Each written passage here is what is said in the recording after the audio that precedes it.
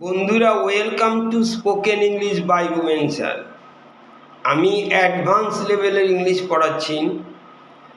আজকে পড়াবো relative clauses or extra information clause. Extra information clause কীরকম? দুই রকমের ক্লজ আমি দেখাচ্ছি। একটাকে আমরা বলি টাইপ 1, যেটাকে আমরা বলি ডিফাইনিং ক্লজ। ডিফাইনিং ক্লজ কীরকম? আমি যদি এমনি বলি দ্য গার্ল ইজ বিউটিফুল, মেয়েটি সুন্দর, দি গার্ল মেয়েটি সুন্দর, তখন তুমি প্রশ্ন করবে কোন মেয়েটা, তখন আমাকে ডিফাইন করে বলে দিতে হবে the girl who came here বা the girl who is standing outside, যে মেয়েটা বাইরে দাঁড়িয়ে আছে, is beautiful. The girl is beautiful, এবার বোঝা গেল কোন মেয়েটা, হু ইজ স্ট্যান্ডিং বা হু ইজ সিটিং হিয়ার, যে এখানে বসে আছে, ইজ বিউটিফুল কোন মেয়েটা, সেটা এবার ক্লিয়ার হচ্ছে। এটা ডিফাইনিং ক্লজ বলে। আর নন ডিফাইনিং ক্লজ, যেমন আমি যদি বলি যে নন ডিফাইনিং বলা দরকার না যে কে, যেমন আমি যদি বলি মাই মাদার, তখন কিন্তু তুমি প্রশ্ন করবে না যে কোন মা, এটা বলবে না। এই জন্য এটা কিন্তু আমাকে বলতে ডিফাইন করা দরকার হচ্ছে না, এটার নাম হচ্ছে নন ডিফাইনিং। এইটাকেই আমরা বলি এক্সট্রা ইনফরমেশন ক্লজ। জিনিসটা কীরকম? আমি যদি দুটো সেন্টেন্স প্রথমে বলছি, my mother is 80 years old, she is very strong.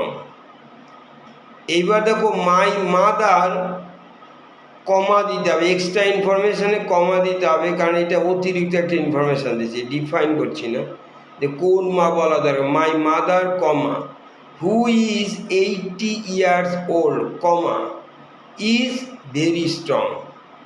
এই যে হু ইজ 80 years old, এইটাকে আমরা বলছি নন ডিফাইনিং ক্লজ, কারণ ডিফাইন করা দরকার নেই, বলা দরকার নেই কোন মা।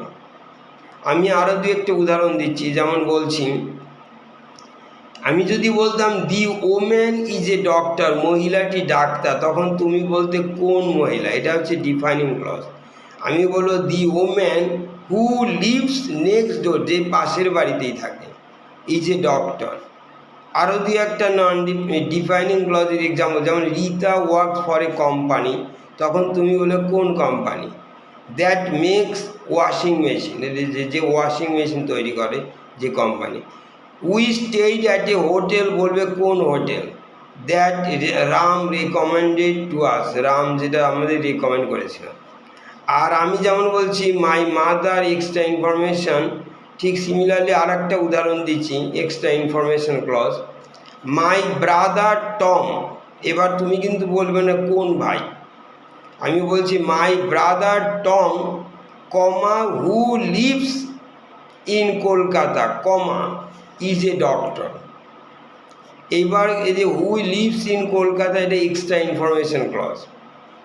আবার দেখো আরও একটা এক্সট্রা ইনফরমেশান দিচ্ছি, যেমন Rita told me about her new job, এটা comma, which she is enjoying very much, we stayed at the grand hotel, তুমি কিন্তু আর বলতে পারো না কোন hotel, we stayed at the grand hotel, comma, which Ram recommended to us, যেটা রাম সুপারিশ করেছিল।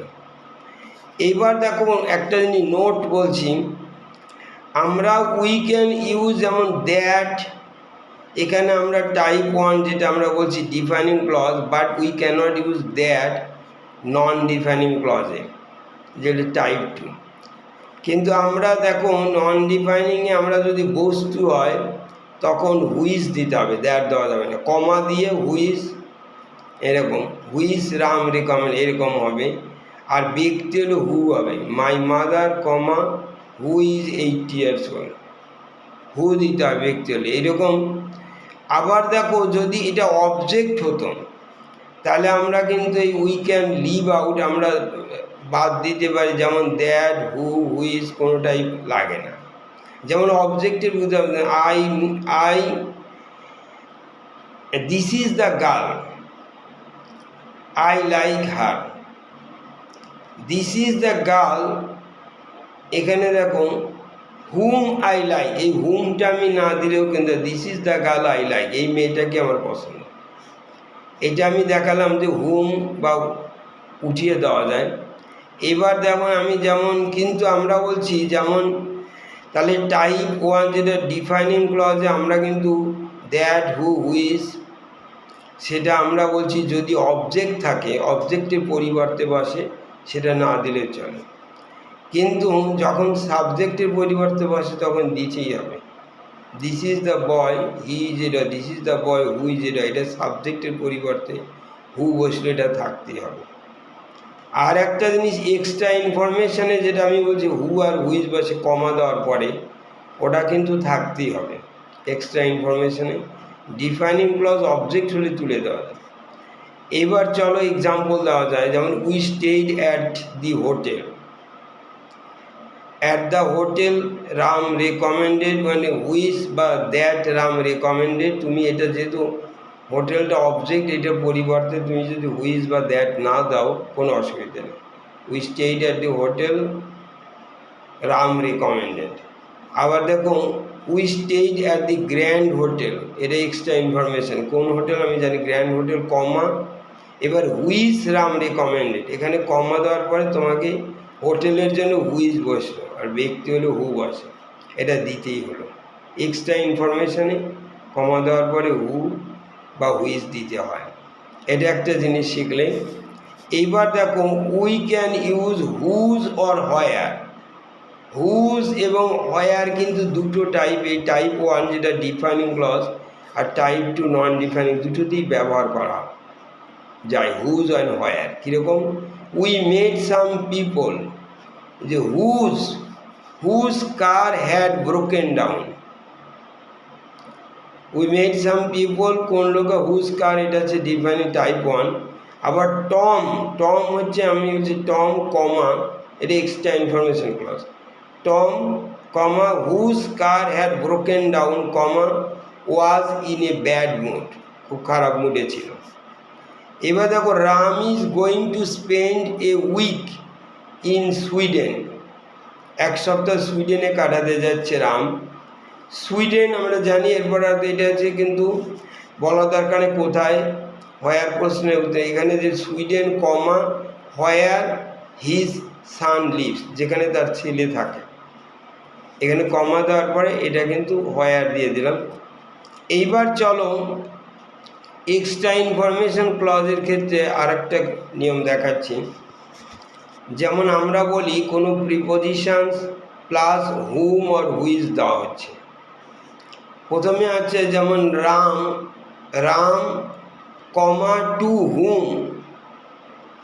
হুম I spoke on the phone comma is coming, মানে Ram is coming, whose Ram, Ram to whom I spoke on the phone, extra information আমি দিলাম, যার সঙ্গে আমি ফোনে কথা বলেছি, to whom I spoke on the phone, to whom I spoke on the phone is coming.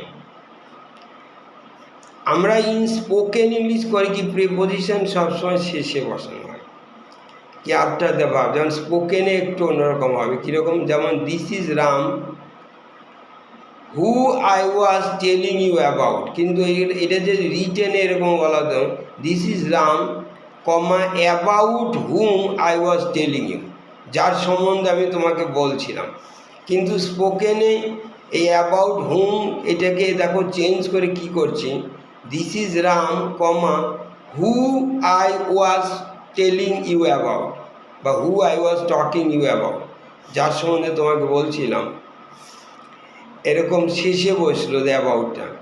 We visited the zoo, চিড়িয়াখানায় বেড়াতে, হুইচ আই হ্যাড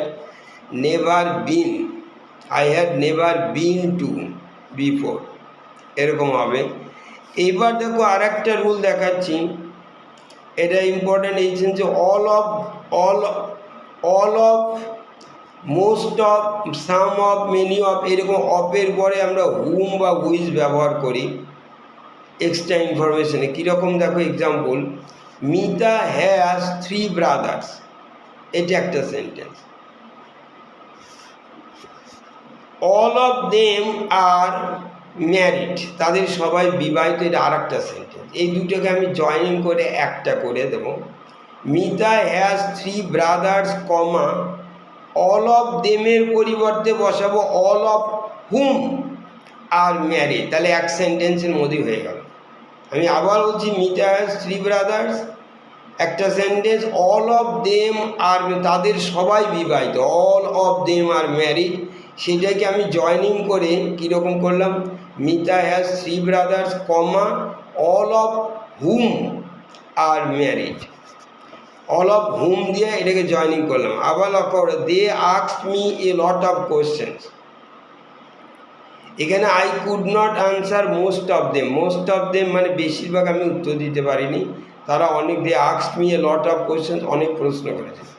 এটাকে দেখো আমি জয়নিং করে কি করছি, they asked me a lot of questions comma most of which, কোশ্চেনের জন্য হুইচ বসছিল, ব্যক্তি হলো হুম হয়, মোস্ট অফ হুম হতো, most of which I could not answer.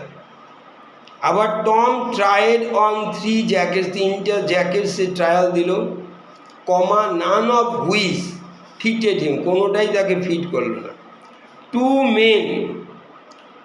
Main দুটি লোক, কমা নাইদার অফ হুম, যাদের একজনকেও I had never seen before, এর আগে দেখিনি, comma came into my office আসলো, he has got 3 cards, comma 2 of which he never uses, তার 3টে গাড়ি আছে, তাদের মধ্যে 2টো সে কখনোই ব্যবহার করে না, কমাদের 2 of which he never uses, এরকম হবে। এবার দেখো লাস্ট রুল ফর টুডে, যেমন আমি বলছি,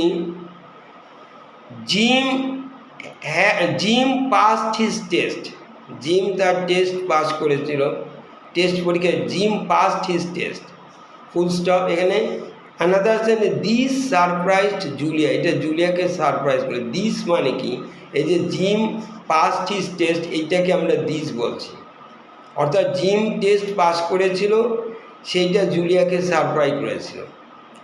সুতরাং এইবার দেখো এই দুটোকে জয়নিং করছি, যে Jim passed his test, this surprise Julia, এটাকে আমি করব Jim passed his test, comma which surprise Julia, comma দেওয়ার পরে হুইচ সারপ্রাইজ জুলিয়া, জুলিয়াকে যেটা সারপ্রাইজ করে। এখানে হোয়াট সারপ্রাইজ জুলিয়া হবে না, হোয়াট হবে না, এটা হুইচ দিতে হবে। আর একটা দেখো, Rita couldn't come to the party, রিতা পার্টিতে আসতে পারেনি, ইট ওয়াজ এ পিটি, দুটো সেন্টেন্স ছিল।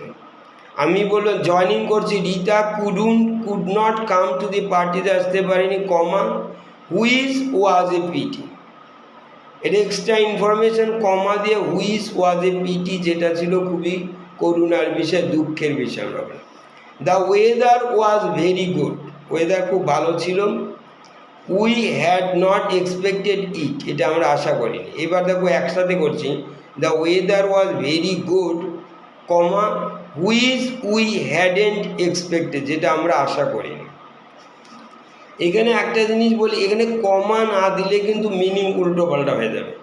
যেমন উদাহরণ, the weather was very good, comma দিলে না, হুইচ উই হ্যাডেন্ট মানে ওই গুডটাই আমরা আশা করতে পারিনি, এটা গুডকে হুইচ কমা দিতেই হবে, কারণ কমা বলবে পুরো সেন্টেন্সটাকে বলে, কমা যে যেমন the weather was very good, এই পুরো সেন্টেন্সকে কমা হুইচ, যে ভালো ছিল, ওয়েদার ভালো ছিল, হুইচ যেটা, ওই হুইচ মানে the weather was very good, পুরো সেন্টেন্সটাকে কিন্তু হুইচ দ্বারা রিপ্রেজেন্ট করছে। আমরা বলছি হুইচ উই হ্যাডেন্ট এক্সপেক্টেড, এরকম হবে। Thank you.